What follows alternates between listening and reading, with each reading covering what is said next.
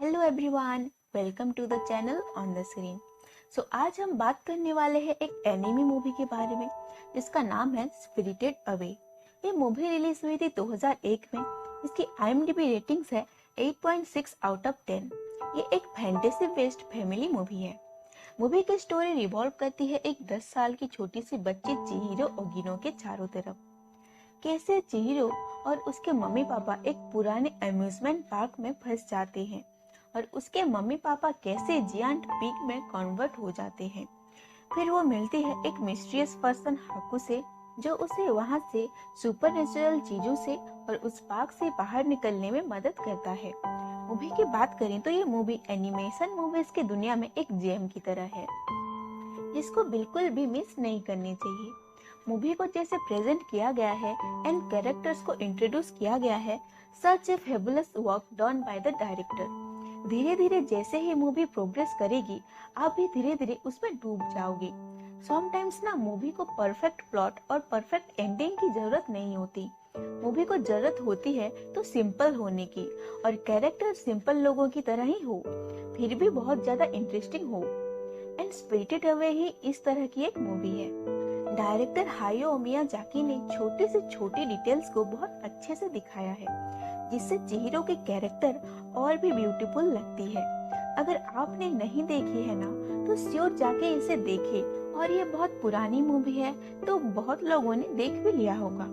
Okay, अगर आपने नहीं देखा है और अगर आपने देख भी लिया है तो भूल गए होंगे ना, सो एक्सप्लेनेशन सुन लीजिए, सब याद आ जाएगा। सच में ये मूवी बहुत ज्यादा अच्छी है। ये तो मेरी फेवरेट बन गई है। So not wasting the time, let's start. First scene में हम देखते हैं कि एक 10 साल की बच्ची चिहिरो ओगिनो अपने मम्मी पापा के साथ दूसरी जगह शिफ्ट हो रही थी।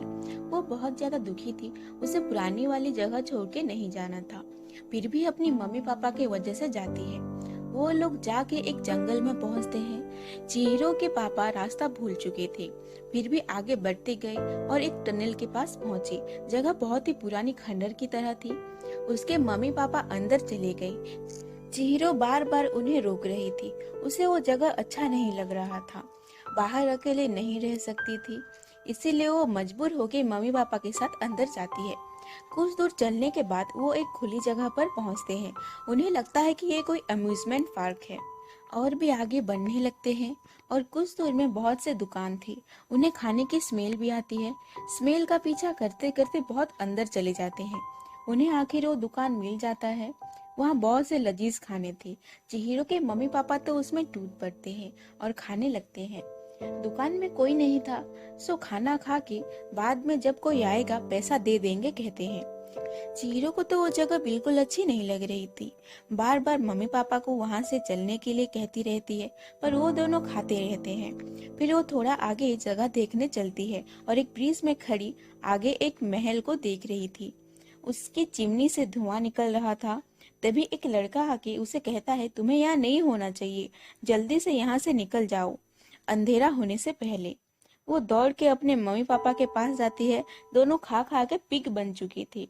अंधेरा भी हो चुका था। वहाँ सब बदलने लगता है। सारी दुकानों की लाइट जलने लगती है, दुकान खुलने लगते हैं, चारों तरफ आत्माएं दिखने लगती हैं। चिहिरो बहुत ज्यादा डर जाती है और वहाँ से भागते भागते पानी के किनारे आके बैठती है।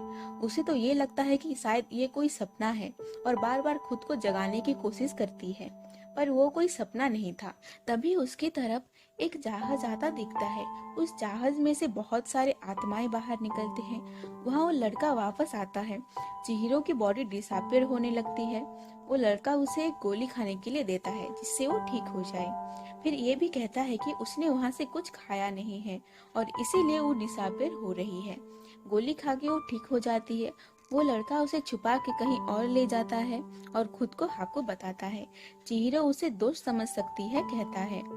फिर वो उसे कहता है कि यहाँ सबको पता चल गया है कि एक इंसान इस दुनिया में आया है और चारों तरफ सब तुम्हें ढूंढ रहे हैं। अगर तुम उनके हाथ आ गई तो तुम्हें जानवर बना दिया जाएगा या मार दिया जाएगा। इसीलिए उसे वहाँ जॉब करनी होगी। ऐसा करके वो वहाँ रह सकती है और अपने मम्मी पापा को भी बचा सकती है।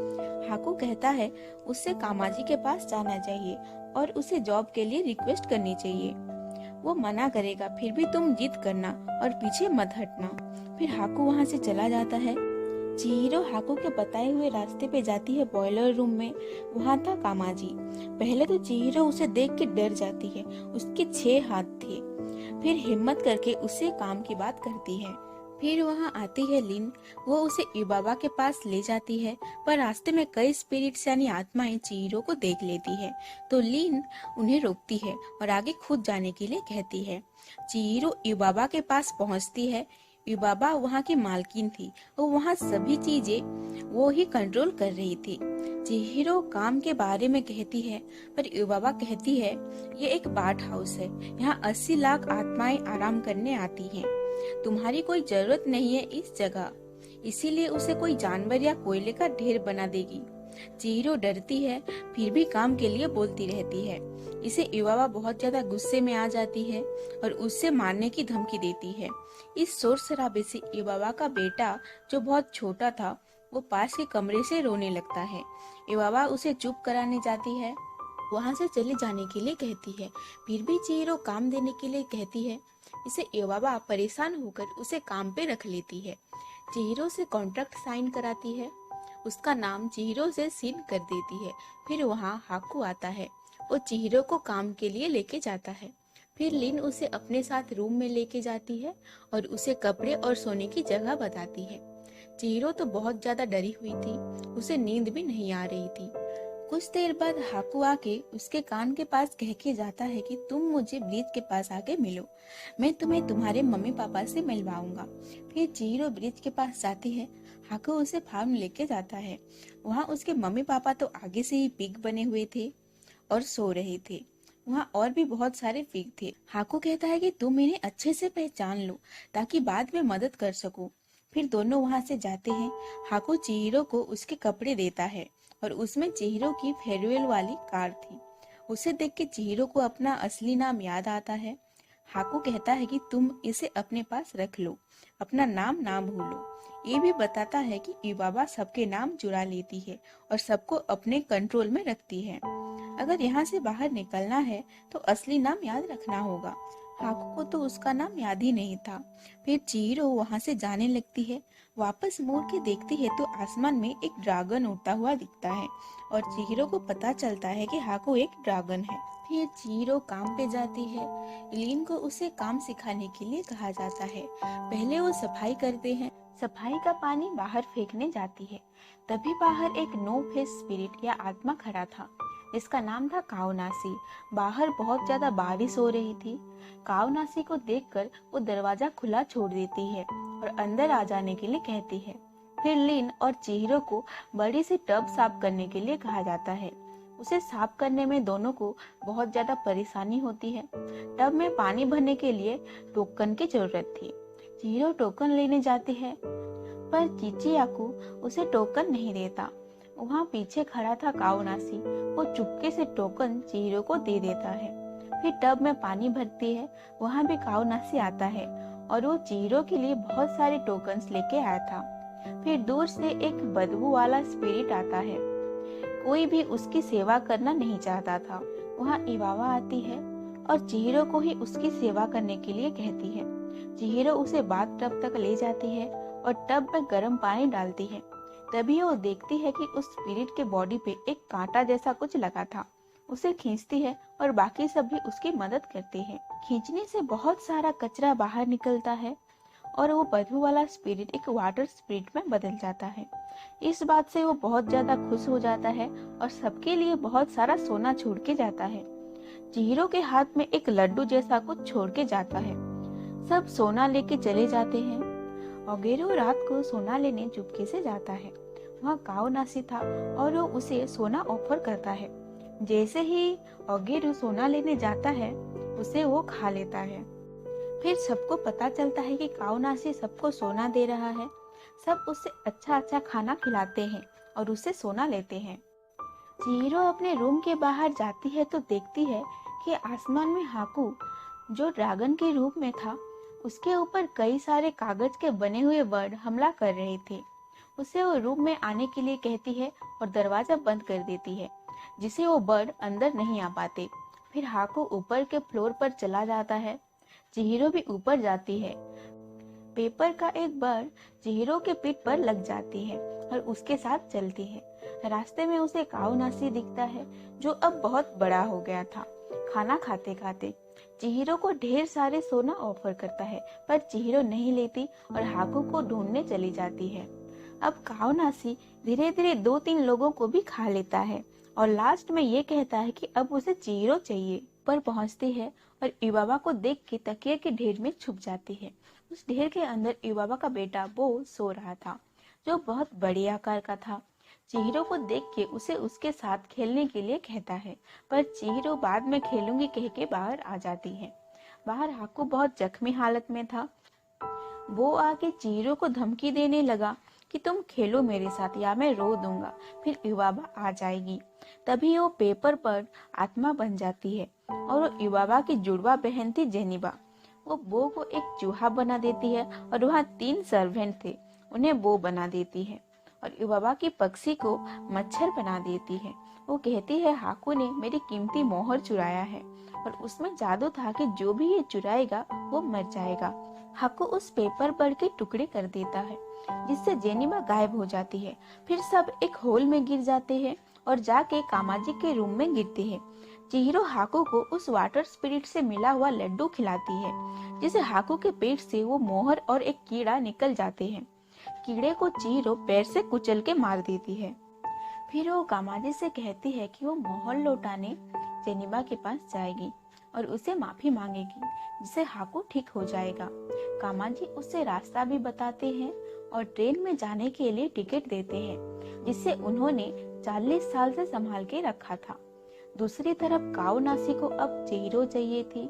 इवाबा चिहिरो को काउनासी के पास भेज देती है, उसके साथ वो जो चूहा बन चुका था, और वो मच्छर भी पीछे पीछे चलते हैं। काउनासी चिहिरो को सोना देता है और उसे खाएगा कहता है। चिहिरो सोना नहीं लेती और उसी लड्डू को उसे खाने के लिए कहती है। उसे खाते ही काउनासी उल्टी करने लगता है। जिसको भी खाया था वो सब बाहर निकल जाते हैं। फिर वो चिहिरो का पीछा करता है। लिन चिहिरो को ट्रेन स्टेशन तक छोड़ के आती है। फिर चिहिरो ट्रेन में चढ़ती है और उसके साथ काउनासी भी जाता है। इधर हाकू ठीक हो गया था। वो कामाजी से चिहिरो के बारे में पूछता है। इवाबा भी चिहिरो से बहुत ज्यादा गुस्सा थी, क्योंकि उसकी वजह से इतना सारा नुकसान हो गया था। हाकू उसके पास गया था और ये कहता है कि जो अभी उसके पास है वो उसका बेटा नहीं है और उसका बेटा फिर से सर्वेंट बन जाता है। ये देखे इवाबा बहुत ज्यादा गुस्सा करती है और हाकू को उसका बेटा लौटाने के लिए कहती है।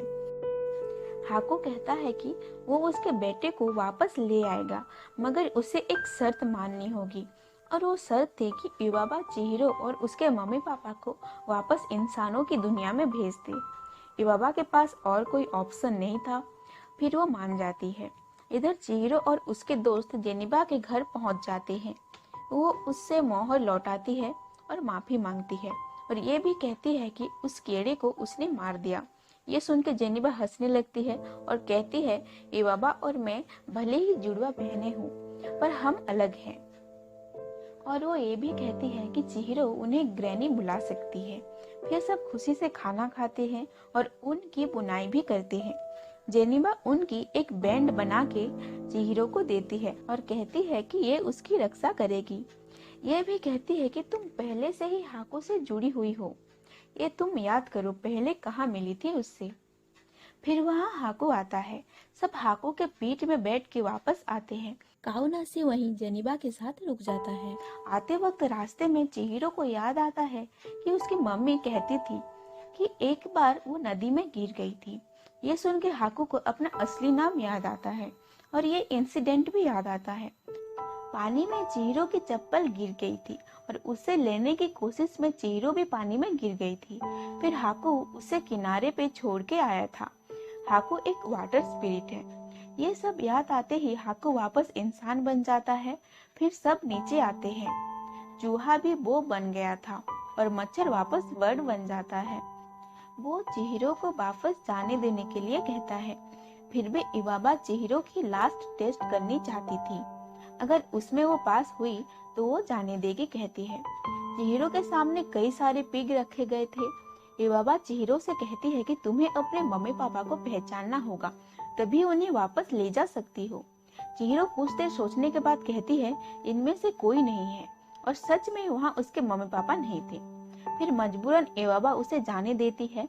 वहाँ सब खुशी से चिहिरो को बाय बोलते हैं। हाको उसे कुछ दूर छोड़ने आता है और जाते वक्त पीछे ना मुड़ने के लिए कहता है। हाको कहता है कि मैं भी बहुत जल्द बाहर जाऊंगा, मुझे भी असली नाम पता चल गया है। फिर चिहिरो वहाँ से चली जाती है। बाहर उसके मम्मी पापा खड़े थे, उन्हें कुछ भी याद नहीं था। फिर तीनों वहाँ से चले जाते हैं। अगर आपको ये वीडियो अच्छी लगी तो please like, share and subscribe.